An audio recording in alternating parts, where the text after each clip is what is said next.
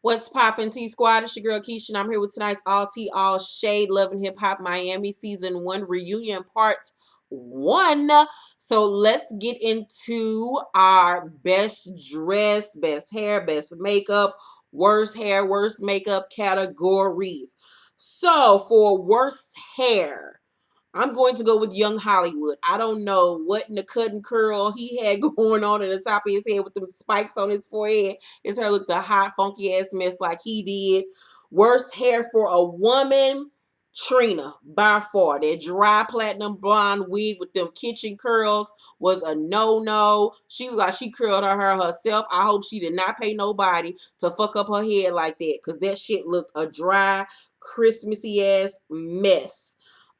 Shay,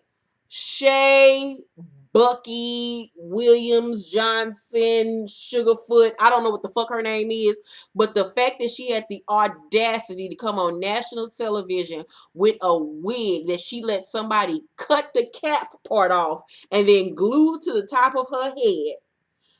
Bitch, you are disrespectful. Like, you already got dragged this whole season. Why would you then want to come on the reunion when you had the opportunity to redeem your hairstyles and put a damn wig that was cut in half on the top of your head and then glue it and then had a sides ball? Then you saw the late. It was a monstrosity.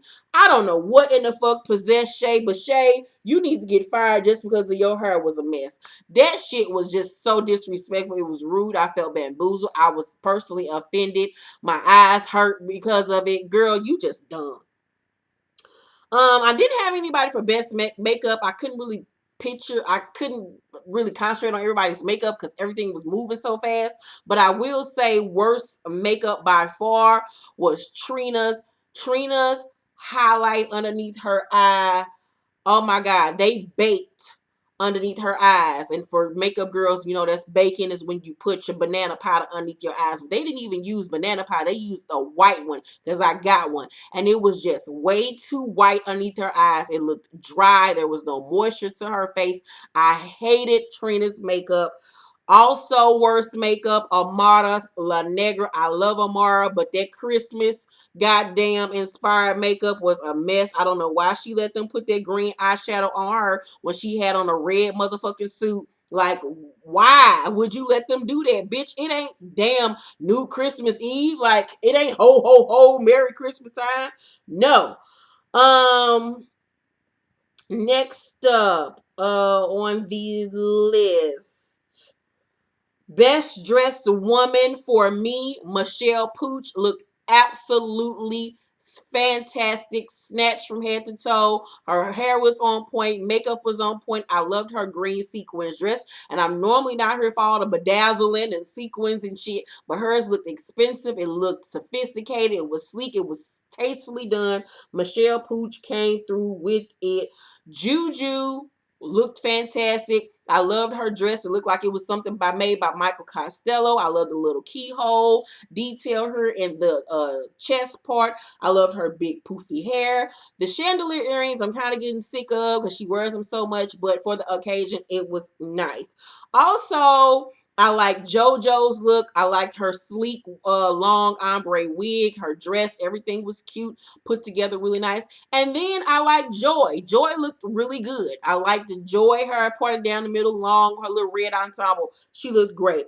Best dressed man for me was Bobby Light. I loved his outfit. It reminded me of like something made by Balmain or Givenchy. I loved Bobby's look. I also like Spectacular look. It was just a classic suit, no tie, his loafers. It was just clean and sophisticated, not too gaudy, not doing too much. Worst dressed man, Baby Blue, by far for me. He was giving us 80s Vampire Slayer tease. I don't know where the fuck that nigga was going, but he just looked a hot, funky ass mess. Worst dressed woman, Miami Tip. Is like you didn't even try. She looked like she was going skating. It was giving me Punky Brewster tease. It was just too much. That ponytail, all them colors. She had on tennis shoes. Like, she didn't even try. And then also worst dressed woman by far was Veronica Vega. That bitch was so confused. that whole outfit was bipolar. It was sequins over her. It was a suit over her. Then she had on them extra thigh high. I think there was some Balenciaga boots or somebody boots that Rihanna wore or whatever. But it was like a sequin bodysuit over her that Beyonce wore back in the Dangerously in Love days. And over her, it looked like one of the group Silk's old suits from when they was out here singing, if you're feeling like loving me, I know you want it, girl, just like I want you, you. And then on the other side where it was a sequin bodysuit, it was a glove attached to it. It was just all over the place. That bitch was confused like her damn identity. She thinks she black. That outfit was whack. I don't know what the fuck was going on with that shit. But let's get into the reunion now. So Trina explains that she didn't know Bobbie like that growing up because he's her cousin from her father's side. Then she does not fuck with her father. Bobbie says that he no longer feels like Trina isn't supportive of his work because they've talked and they've built a rapport with one another since filming. Trick gives Bobbie like the cosign on his rap career, but says that, him being openly gay will put him in a box.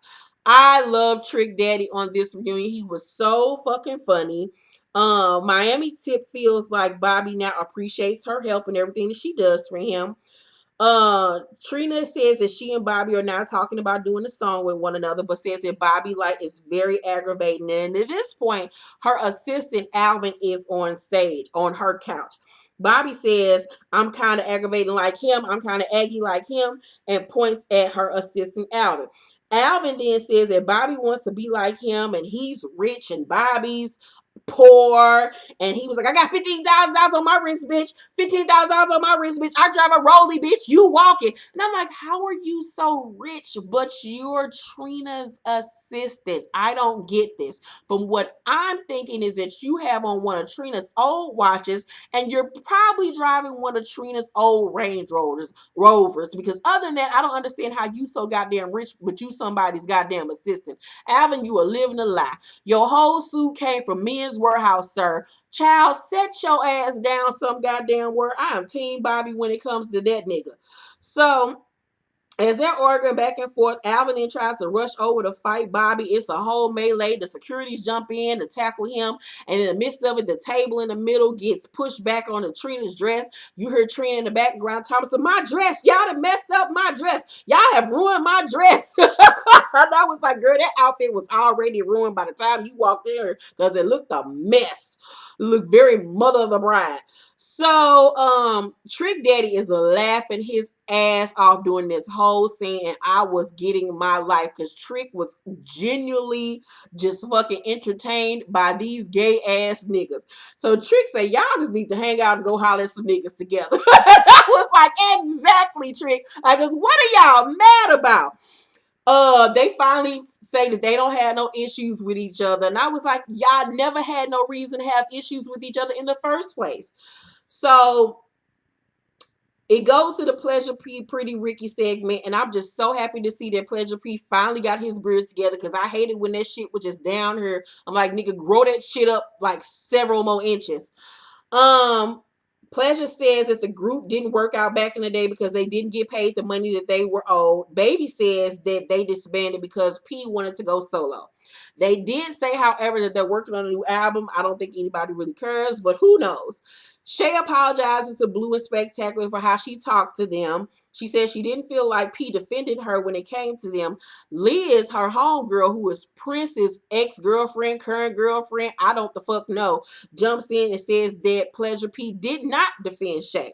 Baby have some type of out-of-body experience and go into short man syndrome, overweight fat nigga syndrome, and say, who are you talking to? Shut the fuck up. I don't want to hurt you. And everybody like, nigga, Hulk the fuck down. Hulk down, not calm down. Hulk down, little nigga. Like, what the fuck? Man down, cold blue. It's a chain, put the chains on the door. Like, what the fuck is going on? So Liz say, I mean, we don't have to get disrespectful because she caught off guard by how hard he going at her. And then Baby Blue say, shut up, man. And I'm like, oh, Oh my God. Like, what is wrong with you? And then Prince jumps up to defend her with his whole pink ensemble looking like a tall ass flamingo. And Slickum then, now Baby Blue say, man, sit your ass down. Sit down. And then he get up and I'm like, what is your little short ass gonna do? You can't even reach his face. Like, it's like fighting the sky. Like, what are you gonna do, sir? Then we see Slickum trying to run up on Prince from behind, but the security tackle him, and then everybody started laughing. I don't really know why everybody started laughing when Slickum tried to attack him. Somebody explained it to me because I didn't understand it. Maybe because he know he wasn't gonna get that far. I don't know. So then we see Baby Blue is told that Liz is Prince girl. He's like, oh, I ain't know that. I ain't know that or whatever. And I'm like, you shouldn't have to know that she's somebody girl in order not to disrespect her because she didn't say nothing disrespectful to you. He got a problem when it comes to women, talking to women crazy. I want to see if you're going to buck up to one of these niggas that ain't one of your band members like the way you bucked up to these bitches. Now, that's what I want to see because I like Baby Blue up until this point. But I want to see if your little short and stout fat ass going to argue one of these niggas that ain't one of your bandmates like that. We're going to see how hard you really are. So Nina said, all the women on this cast need to be respected. And then he go to disrespect Nina. And he say, don't sit here and try to check me, man. And Nina say, you don't need to yell at me. And he say, nah, you ain't going to try to check me behind no chick. And Nina said, you gonna get an opportunity to talk, and so will she. And Nina tried to buck up on that ass. And he said, you right. I apologize. She's like, okay, nigga. And I think Mona had to remind him, like, don't disrespect the host now. Like, you're doing team too much. And I was happy that Nina got his ass in order, bitch, and said, don't let this goddamn jumpsuit and these curls fool your ass, nigga. So Pleasure say my girl shouldn't have been even carrying herself like that, and that's why she's not my girl no more. Referring to Shay, showing up and showing out all the time, and that's when I noticed Shay's hair. At that point in the reunion is when I noticed that Shay had on a damn basically like a toupee, and I was like, "Girl, you know what? I see why none of these niggas never loved you." So Nina say, baby, why do you feel like P said you were being thirsty when it came to Shay? And Baby Blue say, I'll never be thirsty for no chick unless it's Trina. And I'm like, run, really? And Trina's sitting there like, is this nigga really talking to me? No, he ain't talking to me. He talking to y'all because he ain't talking to me. And child, he was giving Trina his sexy fat face. And I was like, go ahead on, Baby Blue. And Slickum say we call him GD, that greedy dick. Baby called me at least at 3:00 in the morning talking about Trina Broad, and it was so funny. That whole point was just so funny. It was a highlight, one of the other highlights of the reunion. I will say this has been one of the best reunions I have seen in Love and Hip Hop history in a long time. Then they, for whatever reason, decide to Skype Gabby ass in. I don't know why the fuck she come to reunion. I guess she didn't want to get beat up. And says, she's invited Marcus to come to the Caribbean or wherever the fuck her ass stay, Jamaica, Barbados, or whatever, to come see her. And he was like, nah, I'm good. I played the shit out of her high yellow ass. So Baby says that Gabby is an opportunist and everyone else thinks it. And he says that she came back with a motive. And I said, fuck that shit. Stick with your girl. She loyal. She down for you. She a firecracker, but she Gucci. And I was like, I respect that, Baby Blue. I respect that shit. So Gabby says, I didn't even know Marcus had a girlfriend. I got ice cream thrown at me. And Shay says, so that was the consequence behind your actions popping up. So I popped that ice cream in your fucking face. Say what you want about Shay, but Shay be having some good one-liners on that ass. So Chinese Slipper old ass decided to jump her butt into the conversation and say she didn't know that you was there and that you existed. And Shay said, well, she know today. And then Shrimp Fried Rice, her daughter, try to jump in.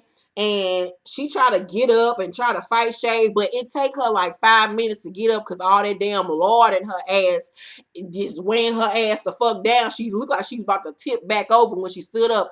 I was like, girl, egg foo young gravy and goddamn crab ragoon. If y'all don't sit the fuck down somewhere with y'all ugly asses. And Shay say, girl, we still trying to figure out what the fuck you look like. Nigga, I holler. This is why Shay makes for good reality television. She is annoying as fuck. She's delusional as fuck. And she turn up and she ghetto as hell. But Shay gives us great one-liners and fucked up ass hairstyles.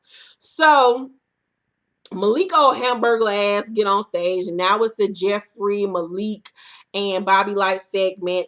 And Jeffrey says that he has never been in a physical fight before Bobbie slapped him in the face. Bobbie punched him in the face. Bobbie repeatedly says that he apologized for that and that he was really upset about it, and that what we didn't see was him crying off camera because he was just so hurt and distraught about, Jeffrey cheating on him.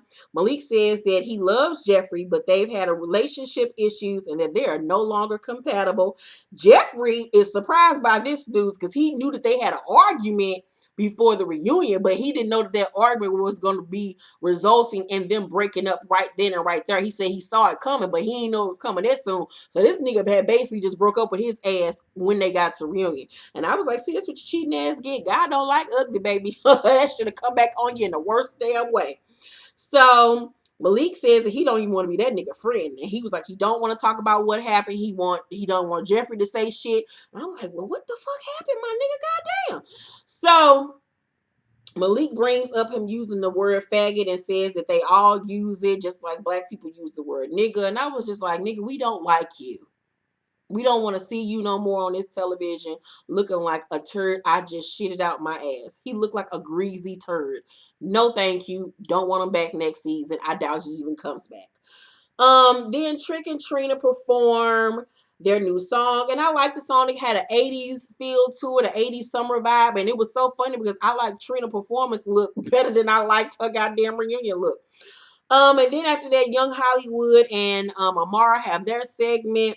And Young Hollywood says that Amara came to his crib with quilts and blankets and shit after that whole studio fiasco to come kick it with him and lay on his bed. And he's like, did you or did you not come? And she says yes. And I was like, well, bitch, you got a lot of explaining to do to Lucy, because we want to know how you were so offended by that shit and then had the nerve to go lay over at this nigga house. Now, Amara, we've been riding for your ass. Don't make us look like no goddamn dummies, bitch. Because I'm about to have a whole problem with you, bitch, if you don't explain this shit right come next week. So y'all let me know what y'all thought about Reunion Part 1 in Miami. I think they came with it. I give Reunion Part 1 a solid A. Not an A plus, but a solid A. It was very entertaining. It was one of the best reunions I've seen in a long time. Let me know what y'all think about the fashions. Who was your best dress? Who was your worst dress? Worst hair? Worst makeup? Best dress? All that good shit. Make sure to hit that notification bell button. Thumbs up this video if you enjoyed it. And please subscribe to my channel. I love you guys so much. And I will see you Wednesday for Black Ink Crew.